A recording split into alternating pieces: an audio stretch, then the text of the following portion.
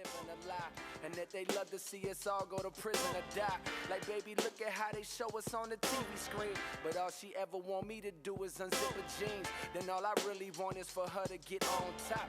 Before you know it, she working, jerking it non-stop. And all that neck shit I was previously talking is now that wet shit that I'm currently lost in. And why that sweat drip, I am reminded all the times my brother told me that pussy is blinded. Oh, what a difference a year makes. Marty, do you know the term compliment of the season?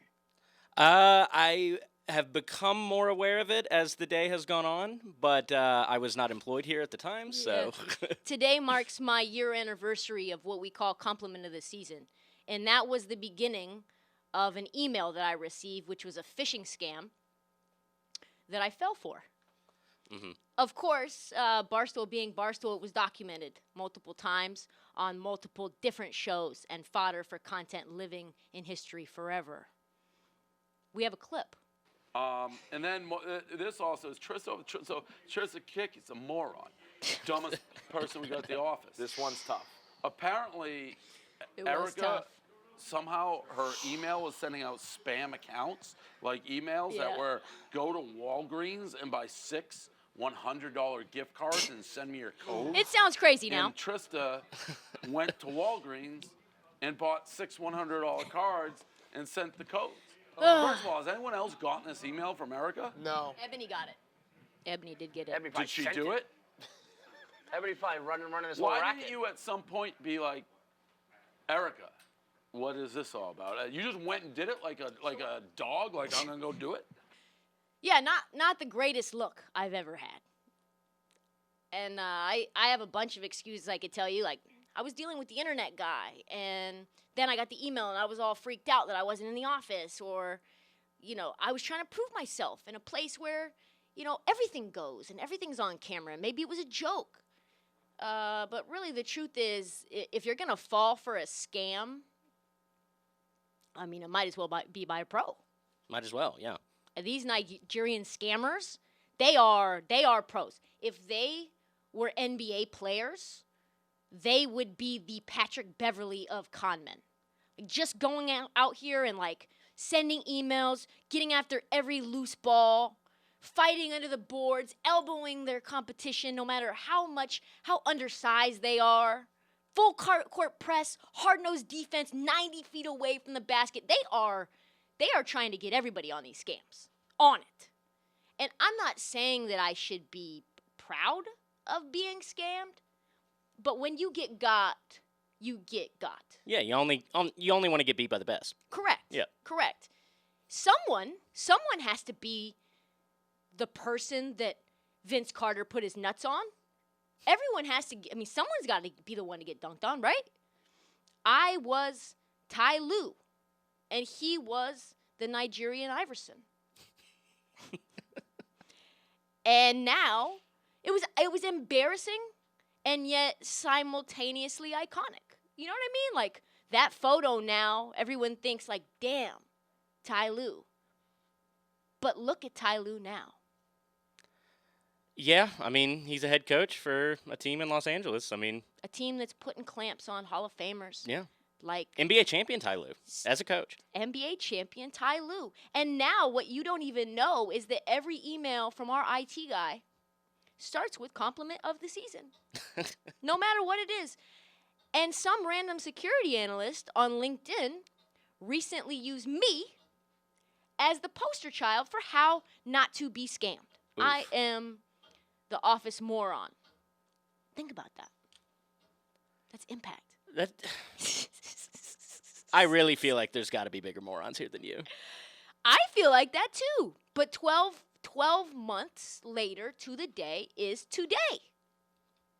Talk about timing. I am now recording my very first episode of my own NBA podcast. And you know what? I can't thank that scammer enough for putting me on the map.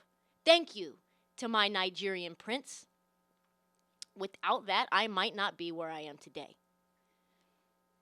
This league, that's where. drop the mic. Let's really do this. We freak on the cam, love at first sight and send link to the gram.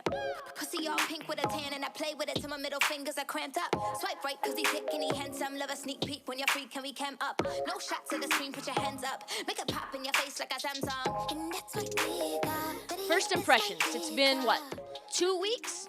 2 weeks and change?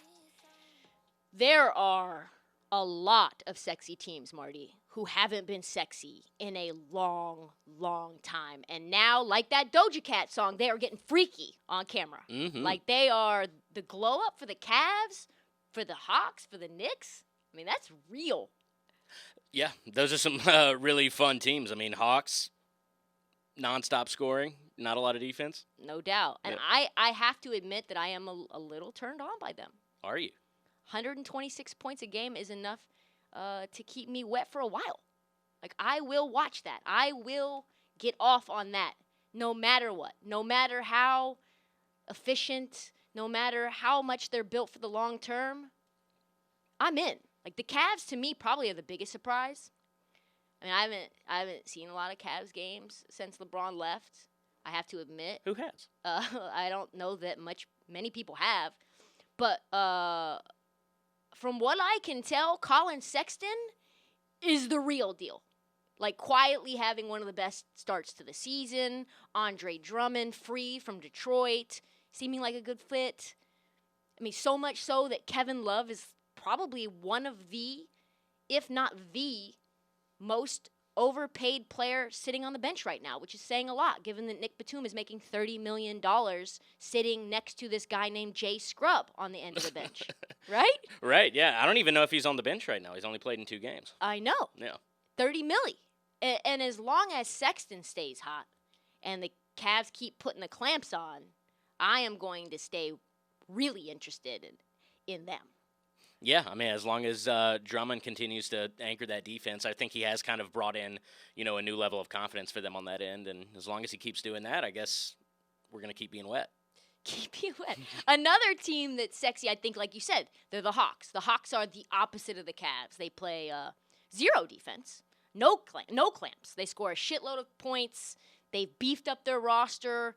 I mean, so much. I can't even really fully comprehend how stacked they are. I mean, you love playoff Rondo, right? Like Gallinari?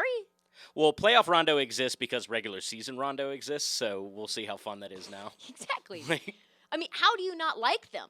You can count on the Hawks for a good-ass time. They are a sure thing in bed. Like, they might not be everything that you want, but they do enough.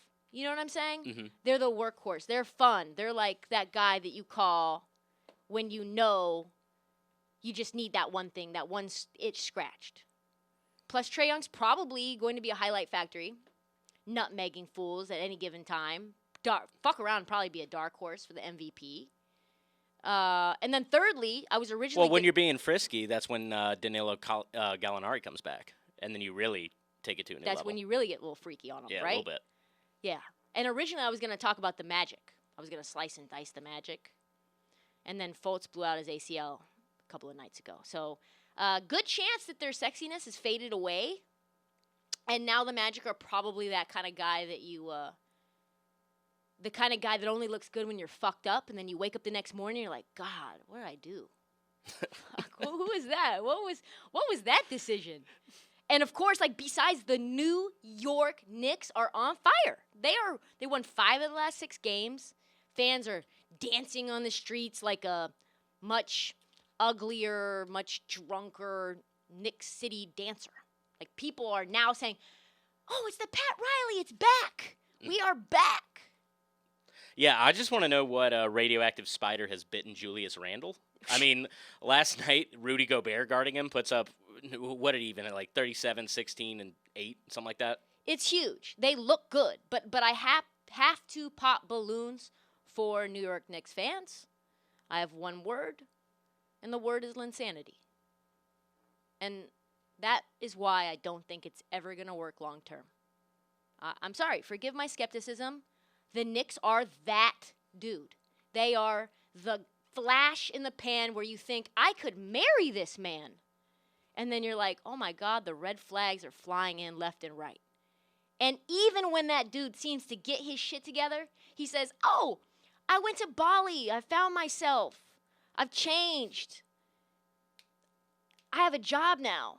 I'm working out, eating salads." As long as his daddy is as trash as James Dolan is, I am never, ever going to the dinner table for Thanksgiving dinner with the New York Knicks. So, I mean, I guess as much as I get off on these teams and as happy as I am to watch them, I wondered, can they really be trusted? Would Obi Toppin change your mind? Are they the real deal? Do they have long-term potential? Ain't no stopping Obi Toppin. Are they fuckboys? I haven't even mentioned Obi Toppin. But I would say, thankfully, I can surely say 100% they are not the real deal. I have other experience in other arenas of my life, and the truth is that much like a hot aspiring actor from Studio City, all of these guys, all of these teams are just great weeknight booty calls. Not much more. I'm going to for sure get off. But he's never going to be my boyfriend, no matter how much that he tells me that he's matured and that he's learned about himself since we last got together. So until those teams make a big, deep run in the playoffs, all they are is a good-ass time on a Tuesday night on League Pass. You're such a fucking hoe. Aggressive. It's so aggressive. I'm sorry. You know, I kind of feel bad in hindsight. Lil Pump goes hard. Has anyone that hasn't inappropriately touched someone become a villain faster with their peers than Paul George? There were, I don't know, 10 good years where the entire world thought Paul George was elite. And not only was he elite, he was a nice guy. He was a good guy. And now everyone thinks he's trash, soft as fuck, and generally kind of a dick. 10 years. And then, poof. Say hello to trash-ass, soft-ass Paul George. That's not really my opinion, though. That's not just me. And I'm not talking about Twitter trolls. And I'm not talking about Stephen A. Smith or Skip Bayless. I'm talking about guys that he plays against. Coaches that he has played for. Legitimately just cannot stand him. And if I really break it down, I think the more you learn about Paul George, the less you like him. So let's get into it. The latest news in a random game that, let's be honest, no one really fucking cares about, even the players. Paul George and the Clips were on their way to blowing a lead to the Suns, which is shocking. And while desperately trying not to pandemic pee the game away, Paul George got into it with CP3 and Devin Pretty Boy Booker. That's no disrespect to Devin Booker either. Like, he's a very handsome dude. But after that win that was very much in doubt, Paul George admittedly went off in that game. And they asked him about the chirping with CP3. A little chippy between you and CP3. You mind sharing a little insight into that? Man, I don't know, man. I had a tough year last year. People think it's sweet, man. People think it's sweet because I was down.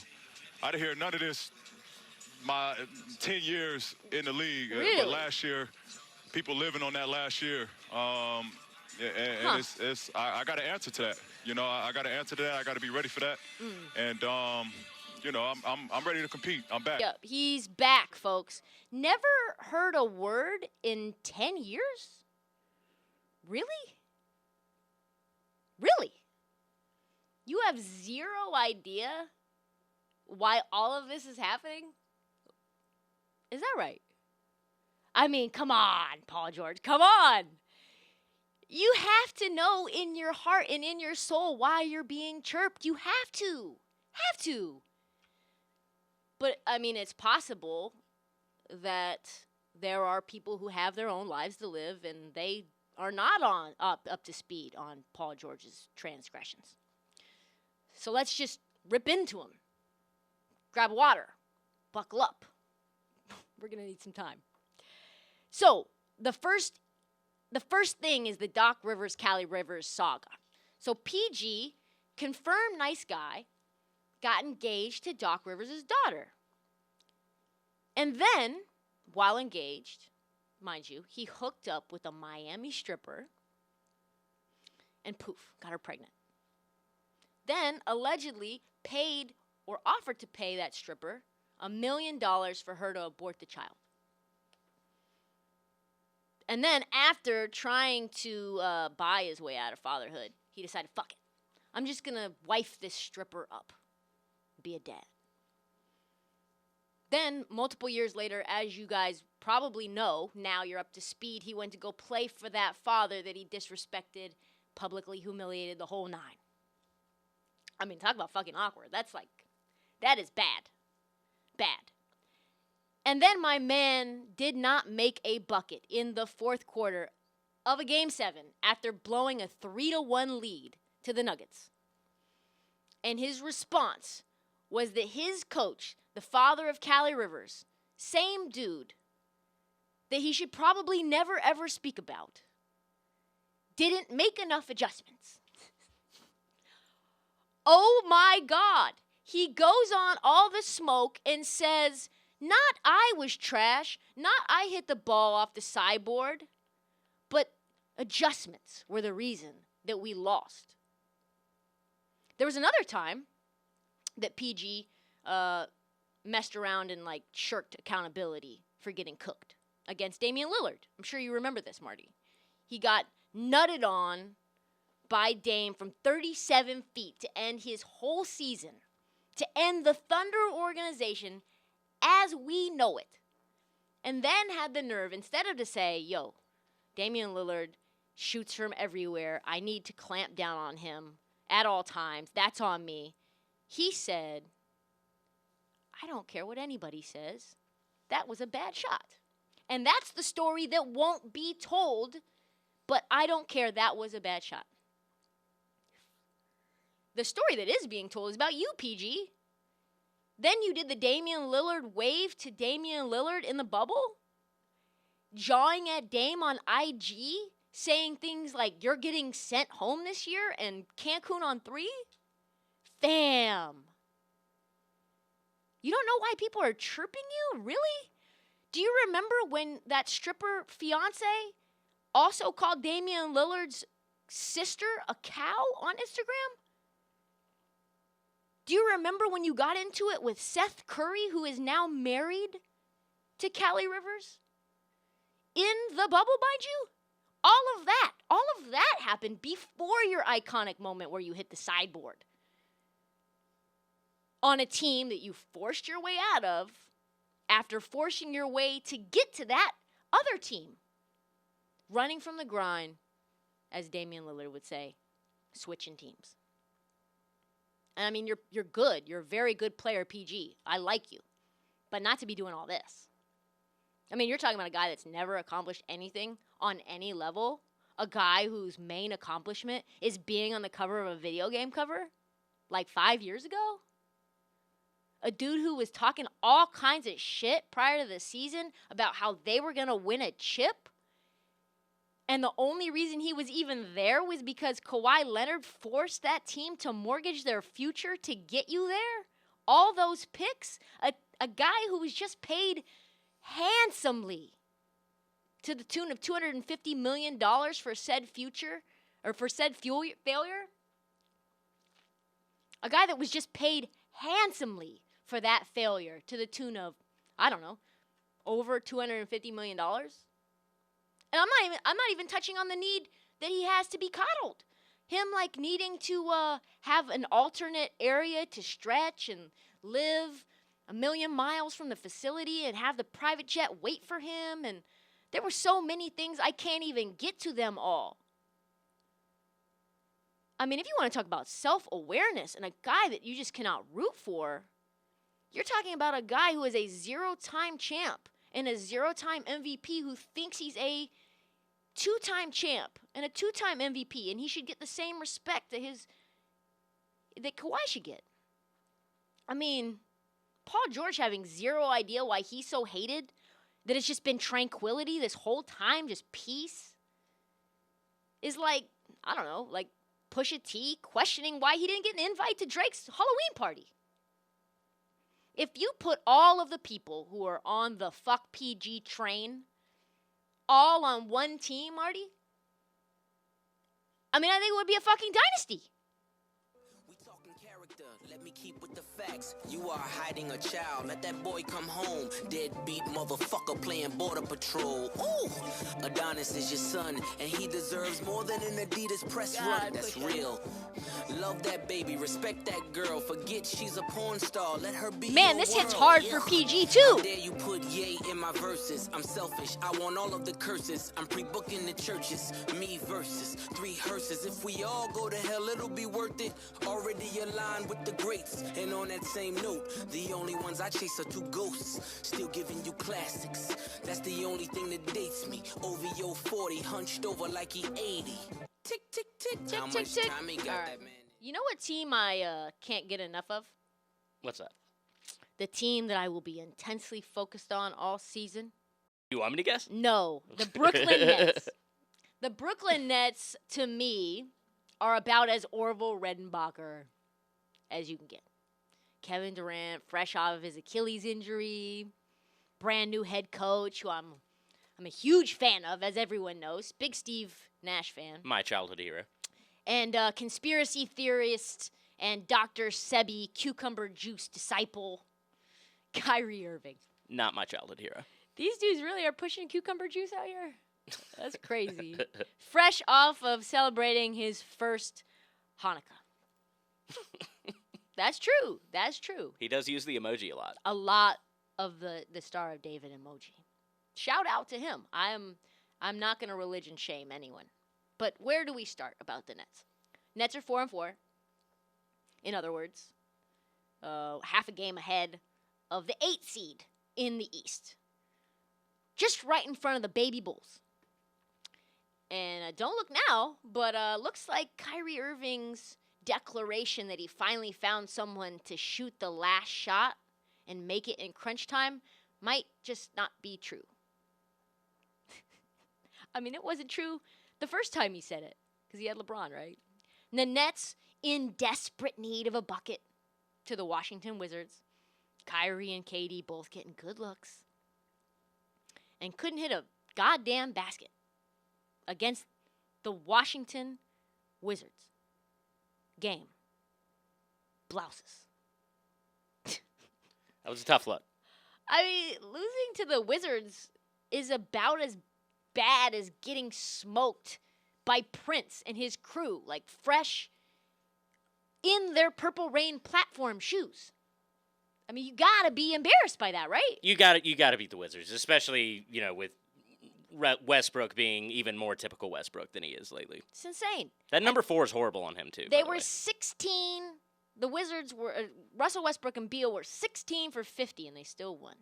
But to me, the biggest issue, back to the Nigerian scammer, is they don't have someone like the Nigerian scammer or maybe Steven Adams to do their dirty work. No one. Everyone just wants to look cute, be pretty, hit shots, hit threes. I mean, it's fun. That's the hot shit. Your starting big man, DeAndre Jordan, is only on the roster and getting playing time because he's friends with Kyrie and KD. That's sad. It is. And let's be real. Like, Jared Allen with a stomach full of fettuccine Alfredo is better than DeAndre Jordan. Oh, no question. And he is extra thick. He's extra thick. And it would be okay if DJ was fine to be the second coming of Matthew Dellavedova. That's a shot. I'm sorry. But, be Alex Caruso right now. But he doesn't want to wipe the floors. He doesn't want to hand mash the guac tableside for Taco Tuesday at Casa de LeBron. I mean, that's true. And even Joe Harris has gone Hollywood. I don't know if you've seen the photos, but he's got a little tan on him. He's perfected the beard game. His hair game's hot. He got a Norelco and a headband. Yeah, he looks good. He looks good. He's tan. Yeah. Not the same Joe now. He's not diving for loose balls. He's diving for loose coochie. He's diving. I mean, I don't know how much that separates him from the rest of the NBA. That's but- true. But he's not putting in the work anymore on the court. He's too busy looking pretty. He looks good. He's not swiping for cross-court passes. He's swiping right on every IG model he sees on Raya. Fam, he is no longer gritty. They don't have any gritty players anymore. I mean, and did I mention that they don't play defense? They don't play D, even though the stats would tell you that they sort of kind of do. Even though the beginning of the season they were really just blowing out teams and embarrassing them, demoralizing them so that they didn't make buckets anymore. That's not defense. I don't know what that is. No, and it shows the flaw of the defensive rating stat because they're currently 8th. But if you watch them, they're not really stopping anybody. And KD, if you're listening, I love you. One of my favorite players to watch. You love KD? Yeah, I do. Really? One of my favorite, not just because he's listening, but he is a generational talent. He can do almost anything. He unlocks the talent of everyone that he's around. Probably the reason that the Warriors won those chips. Top 2 player, even coming off of injury. But I know that you're listening, Kyrie. I know that you're listening, KD. And I'm sure I'll hear about this from one of your 17 burners. Like PG County Nets fan 3507 that was in my mentions last week when I was talking about Kyrie. It's funny how unapologetic he still is about that. Like, when he went on All the Smoke, he was just like, yeah, I still do the burners. Of course. Like- How could you not? And I know that he has time to listen to this new pod because he's self-isolating for the next 4 games. And he's forced to. And I am sure that he can go ahead and tell Kyrie, because there's one thing that I know for sure, that he's not listening to me. Kyrie's not listening to anything. He's barely listening to Steve Nash. This team's going to have all eyes on them all year long. Brooklyn, championship expectations. But, I mean, unlike Tupac, you're not going to be able to rely on them like the 1st and 15th. I mean, unless we're talking about injuries, right? I've been calling trying to get a hold of you. Let's hit some voicemails. Feeling lost and I don't know what to do. Maybe they'll be nicer than Can you Twitter. get back to me? So can you get back to me? So can you get back to me? I'm calling God, leaving voicemails. I know you're there, I need to talk before my voice fails. Before your boy bails, cause they be taking... Hey, what's going on this league? What's going on, Trista? My name is Ernest. I just DM'd you twice. I can't find an email, so I figured I'd do it on this number. Congrats on dropping the podcast. I just tuned into the first episode. It's hilarious. Oh, I think this is so good for hoops. And Look at with him. the stories that go on in the league and There we all go. the drama that goes down. you know how you can tell this is not Twitter AMA? Because people are not telling me how trash I am. Or saying, hey, when's your contract up? I hope you leave. You are the worst. No. That happens. Yeah, that happens. So thank you, Ernest, for restoring my faith in the world. I know that there's some normal people, more than Twitter trolls. I feel like this is a good start to the voicemails. He didn't have a question. It was just more of like a comment. But we'll take it. Let's hit the next one. Trista, good luck with the new podcast. This is Shu. Hey, got a question What's up, for Hugh? you. I'd love to hear your thoughts. Back in the day, 80s and 90s, early 90s hoops, hard nose, lots of foul, come in the paint, get a hit. Yep. If that translated into today's game, who do you think is the Rules-wise. bruiser in the NBA? Good luck with the pod. See ya. Who would be the bruiser? I say, I mean, it's close. There's some good ones. There's like there's the Montrezes of the world. There's the Steven Adams. I personally like Draymond Green. I like PJ Tucker for that one. Oh, PJ Tucker's a good one too. Yeah, former Sun. I wish he had been on us when we were good, but yeah. Did you see Draymond Green try to end Kawhi Leonard's life? Oh yeah. Yeah, Just I got mean, tangled up with him. Just got quote unquote Yeah. tangled up. Just a little tangle. Just grabbing his arm. Yeah. I love Draymond. Midair. I love Draymond. If he was a 90s kid, if he was a 90s player and there were 90s rules, I think he would be a bad boy for sure. Rodman, Zeke. Who? Oh, Grayson Allen. Grayson Allen? Yeah, I think that's probably true too. Grayson Allen is a dirty fucking player. But dirty player and bruiser are That's true. sort of different. That's true. There's always some dirty ones. Yeah, like Grayson Allen couldn't go up and Bill Laimbeer somebody. No. He's not going to be an enforcer. Draymond would be a great enforcer. Oh, yeah. There was a quote that I saw that his mom put out. I forget where it was. But she said that when he called next at the rec center, he kept saying, like, I want next. But he was, like, too little to get next. So instead of letting him get next, they would just put him in the trash can or put him in the rim. Just leave him inside the rim to sit in there. I can't imagine that happening. And then she would have to come and I don't know, like bust down the recreation center. So anyone with a mom like that, I would say, is going to be a Hard Rock. Fit right in to the 90s. Let's go to the next one. What's up, fuckers? Oh. So, my question is, what's the one team in the NBA that you want to blow up? I've been trying to separate Damian Lillard and C.J. McCollum for about 5 years now. Nobody will listen. Shit. So, yeah. Hurts who would the you Blazer try to heart. separate and better the team? Who would I try to separate and better the team? His voicemail got cut off. Yeah. Who would I try to separate? Well, I think it has to be a team that's like got two people that you want to separate. Right. I think Dame and CJ is a good one.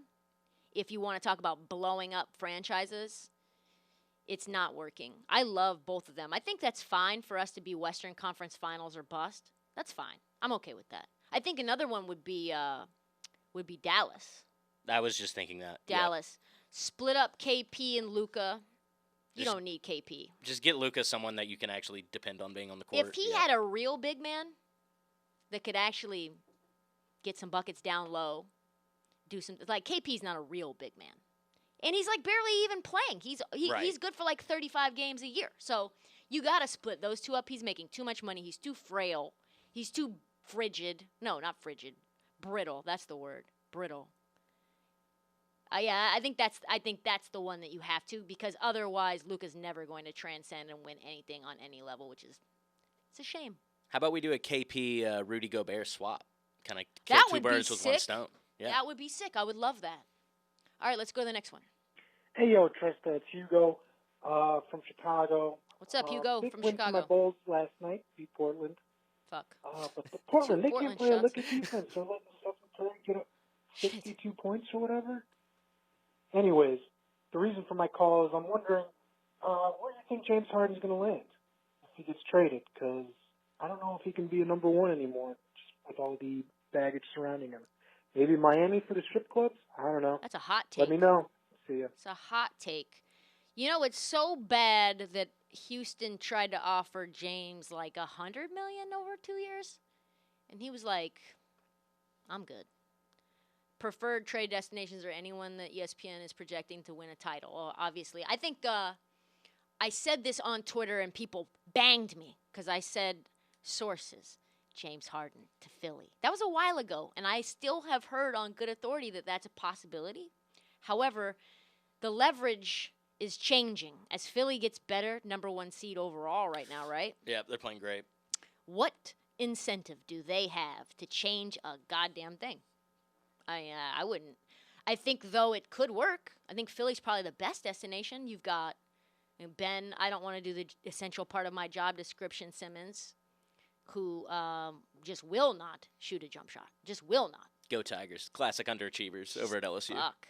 So, I mean, you could probably say that you trade Ben Simmons, Matisse Thybulle, maybe one first rounder now, that James is very unhappy not playing well, looking chunk-a-lunk, and Philly is the number one seed. They don't need to give all those first-round picks. And then I would say Philly is better? Are they better? I don't know. Hard to say. I earlier in the season said yes. As long as Philly is number one, they have all the leverage, and they have zero reason right now to overpay. But I think that's probably the best place for him to go. Hey, first time, long time. There is Pretty no long big time. question here. It's the Huge first Cavs episode. fan, huge LeBron guy. My question is, why is Colin Sexton the best point guard in the East? And when do you think people realize he is the best point guard in the league? I'll hang up and listen. MVP next year, thanks. MVP next year? That's a little ambitious. God, Cavs fans, they are hopeless romantics. They got a dude now. I kind of get it. Sexton. You get excited. They call him like the Sex Lands or the Sex Mans or the Sex Fan. I forget. It's like the first fling you have after a long-term relationship, and you get really like excited and giddy about it. That's what I'm saying. Yeah. Yeah, I get it. Colin Sexton is that dude. But, and on top of that, like, the Browns on any given day have 95% of their roster with COVID, so hard to be a football fan in Cleveland. When will Colin Sexton be relevant? Ask Damian Lillard.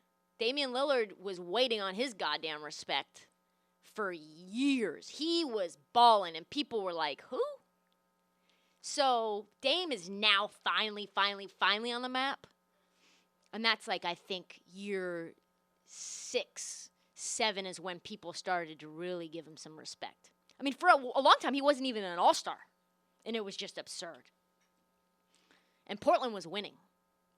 And the Cavs, like I said earlier, I am not hopeful that they will win. So I think it's going to be a while till we get on the hype train. Hey, this is Pat from Winnipeg. I just got obviously a basketball question. How far do you think Chris Paul can take the Suns? Like, they are so fun to watch this year so far, and I just feel like I'm going to be disappointed by another Chris Paul team. But do you think they can get to like the conference final even? I think that would be a huge success for the team.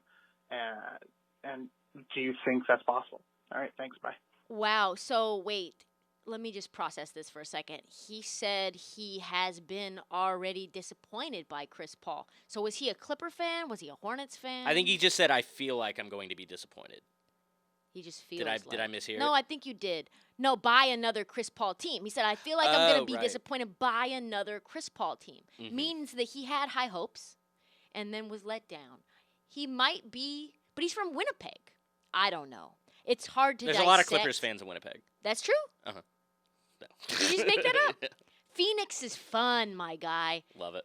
Pat, I think you could put a little faith in Phoenix. They could be the OKC this year. Second round, conference, semis, maybe? That's their ceiling, though. Oh, I'm not saying that. I'm not ruling anything out for this Suns team.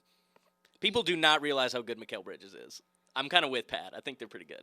They are good, but are they? I mean, anything can happen when you have a team like Denver, and I like Denver. When they can upset the Clippers, then, you can get there at any given time, and certainly Phoenix has the roster for it. And Chris Paul is one of the best leaders, most clutch players in my lifetime. Most clutch guards. Let me say that. Most clutch guards.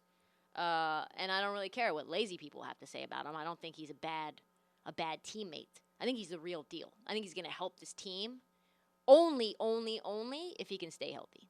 So, you obviously disagree, Marty. I do. Well, that's all the time that we have for this league. Please subscribe. Please rate. Please review on Spotify, on Apple. Shit, I mean, if you like this podcast so damn much, you can maybe just do them both. We've got brand new This League hoodies on the Barstool store. They are fire. One is in the finals script in Miami Vice colors. The other is the NBA Jam logo as the Muse. Please go cop one. Please support. Thank you so much for listening to the first episode. We will see you Monday. All I need is one mic.